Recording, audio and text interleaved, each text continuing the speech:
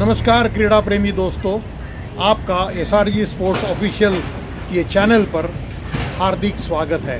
मैं हूँ रणजीत दड़वी और आज का विषय है, वैसे गंभीर है, कि भारत का जो भूतपूर्व कर्णधार, अभी भूतपूर्व ही है वो, विराट कोहली, जिसको क्रिकेट का सुपरस्टार माना जाता था या जाता है, उसने कल ही टेस्ट क्रिकेट से विदाई ले ली है। उन्होंने अपनी रिटायरमेंट कह दी है, उन्होंने घोषणा की है कि मैं इस क्रिकेट का जो फॉर्म है उससे मैं निवृत्त हो रहा हूँ। भारत के सबसे यशस्वी कप्तान, सबसे सक्सेसफुल कप्तान, ऐसा उनका रिकॉर्ड है।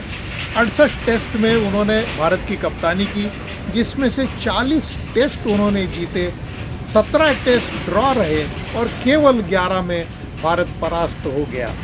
और उनके बारे में अगर अधिक कहना है तो 7000 रन्स केवल 81 मैच में पूरे करने वाले वो खिलाड़ी, उसके पहले किसी ने 7000 रन्स का जो टप्पा है वो नहीं, वहाँ तक कोई नहीं पहुँचा था। और कप्तान के तौर पर उन्होंने 6 द्विशतक जड़े हैं। 7 द्विशतक है असल में उनके करियर में, उनकी क्रिकेट की जीवन यात्रा में, लेकिन उसमें से 6 है बतौर कप्तान। और उसमें से जो उन्होंने दक्षिण अफ्रीका के खिलाफ 254 रन की पारी खेली, वो सबसे बड़ी इनिंग्स कही जाती है। उनका 2016-17 में सबसे अच्छा सीज़न रहा, जिनमें उन्होंने 1059 रन एक कैलेंडर ईयर में बनाए।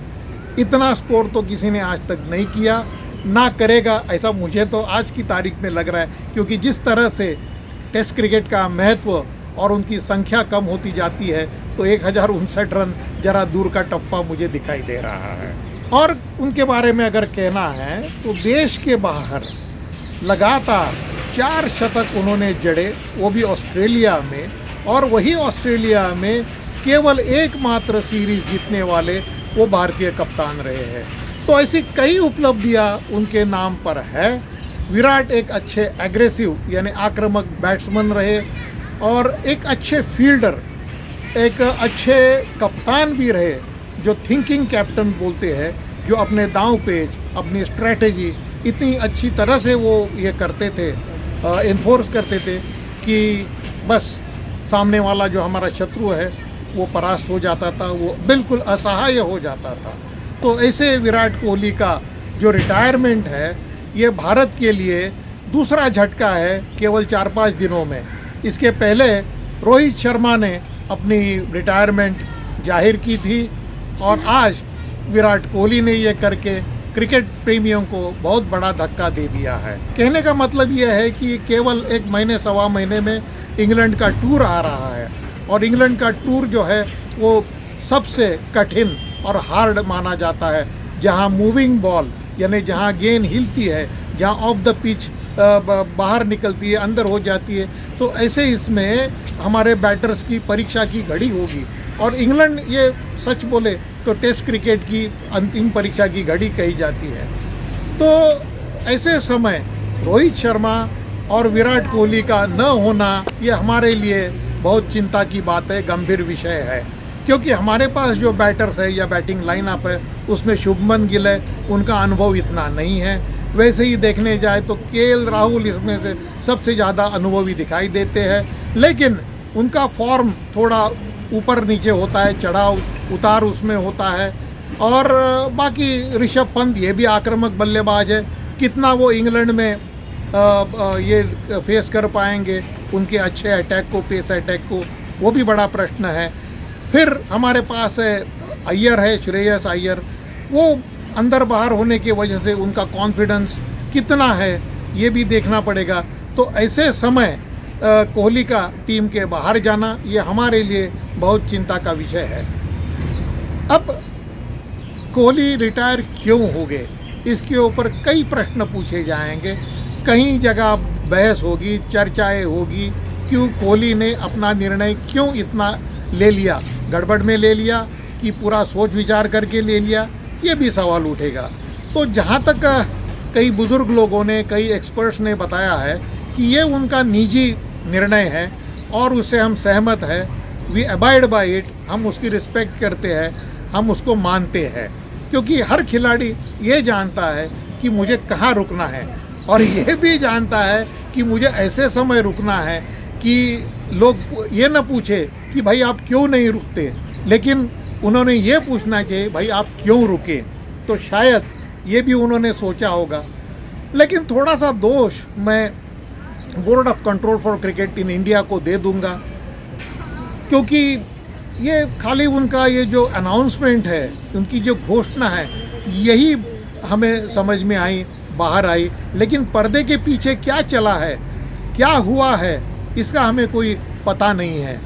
लेकिन मुझे ऐसा लगता है कि जो सिलेक्टर्स है अजीत आगरकर और उनके साथी, उन्होंने ज़रूर इनके साथ बात की होगी, रोहित के साथ बात की होगी, विराट के साथ बात की होगी। लेकिन ये प्रक्रिया की शुरुआत कब हुई, जहाँ तक मुझे समझ में आता है या पता चला है कि जब न्यूजीलैंड का जो होम सीरीज़ हो गया, उसमें जो पूरी हमारी बैटिंग फेल हो गई, उसके बाद ऑस्ट्रेलिया भी हमारी बैटिंग फेल हो गई। इसकी वजह से उनके ऊपर ये निर्णय लेने की नौबत आई होगी, ऐसा मेरा मानना है। और इसके लिए बहुत चर्चा हुई होगी, अजीत आगरकर ने उनके साथ बातचीत की होगी, तभी वो यहाँ ये निर्णय तक आए होंगे, ऐसा मैं मानता हूँ। लेकिन मुझे ऐसा लगता है कि शायद अगर ये जो सिलेक्शन कमेटी है, चयन समिति है, उन्होंने अगर कोहली को मनाया होता कि भाई इंग्लैंड टूर या और कोई 2-4 टेस्ट मैचेस अगर आप खेलते होते, तो शायद ये टीम को थोड़ा सा कॉन्फिडेंस वो दे पाते मैदान में।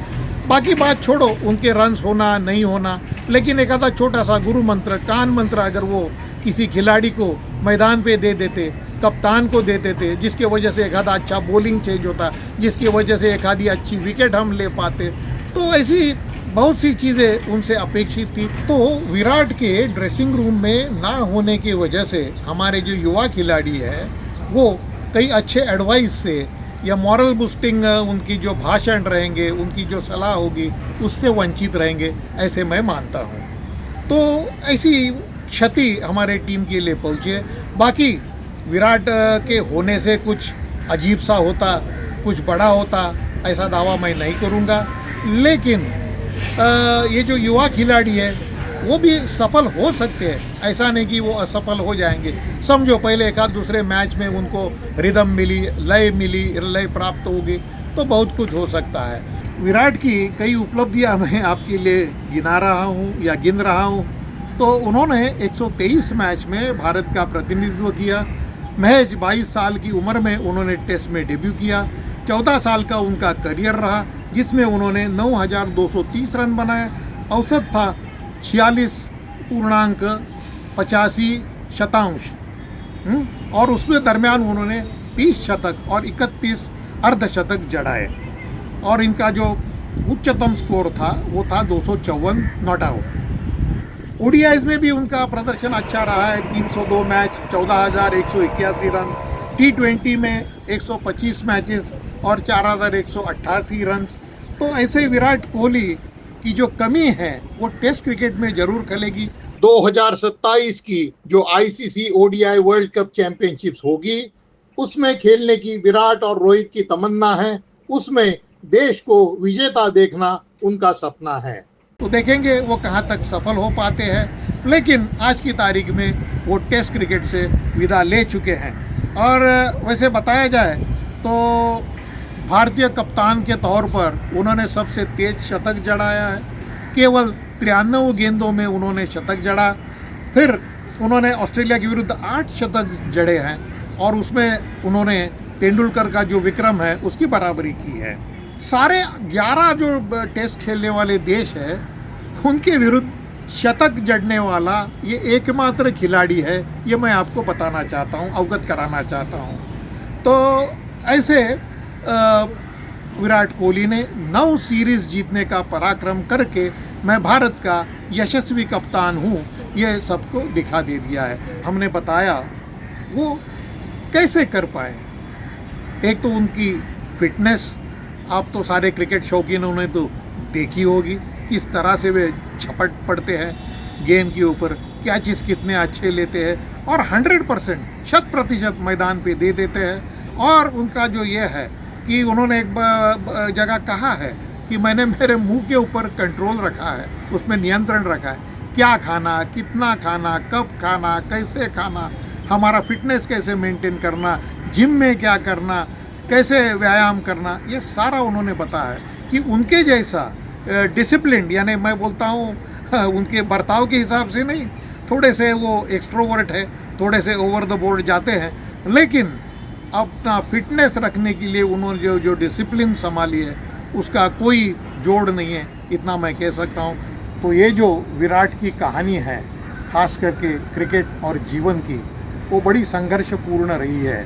उसका ही किसी ने लिखा है कि Virat's life has been a story of intense struggle, determination, hard work, sacrifice and strength. उनमें वो क्षमता थी, उनमें वो ताकत थी, उनमें वो मानसिक कणखरता थी जिसके वजह से वो ज़िंदगी में अपना जो मुकाम है वो हासिल करने में कामयाब हो चुके। इमेजिन, या ऐसा कल्पना करो, एक 18 साल का बच्चा एक रणजी ट्रॉफी मैच खेल रहा है, महत्वपूर्ण मैच है, it's an important match against Karnataka, Delhi is playing Karnataka, और रात को उनके फादर का देहांत हो जाता है, हिज फादर पासिस अवे। फिर उसको घर जाना पड़ता है। दूसरे दिन सुबह सुबह फादर का जो आखिरी संस्कार है वो पूरा करके, after finishing the funeral, he joins the team back, plays an important innings of 90 runs, एक 90 रन की पारी वो खेलता है और अपने टीम को संभालता है, संवरता है।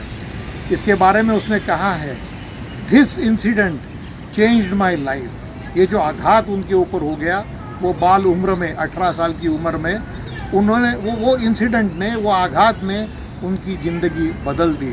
उनके जो फादर थे, his father was his biggest supporter, वो चाहते थे कि वो भारत को खेले। उनका जो सपना था वो पूरा करने में जो संघर्ष करना पड़ा, whatever sacrifices he had to make, वो उन्होंने किए। डिसिप्लिन रखी ट्रेनिंग में, अपने खेल में, undeterred, he makes it to the top in the sport which he liked most and his father wanted him to reach the top. इसके बारे में उन्होंने कहा है कि that night changed my life, उस रात के बाद मेरी ज़िंदगी पूरी तरह से बदल गई। This is how a legend was made and not born. ऐसा कहा जाता है कि जो लेजेंड है या महापुरुष है वो जन्म लेते हैं, लेकिन विराट के केस में ऐसा नहीं है। वो जन्मतः लेजेंड नहीं था, उसको कड़ी मेहनत करनी पड़ी, संघर्ष करना पड़ा, जिसके बाद वो लेजेंड बना। तो विराट कोहली, आपकी कमी हमें ज़रूर महसूस होगी, लेकिन आपने देश के लिए जो किया है, जो आपने योगदान दिया है, उसके लिए आपको त्रिवार सलाम। धन्यवाद।